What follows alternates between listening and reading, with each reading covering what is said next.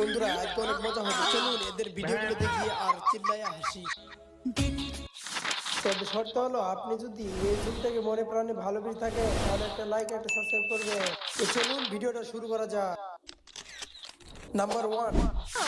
তুমি কি বারে হয়েছিল গো? তুই তো শুক্রবারে হয়েছিস, আর তুমি তোর দিদা বলে যে আমি নাকি রবিবারে হয়েছিলাম। হাস, তা হয় নাকি? রোববারে তো সব বন্ধ থাকে।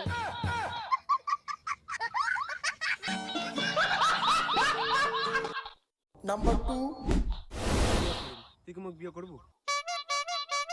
কি কইস মুখ দিখা? আরে বা ওই কোথাও কর পায় না রে, ওই কানেও শুনে না, ওই বোবা।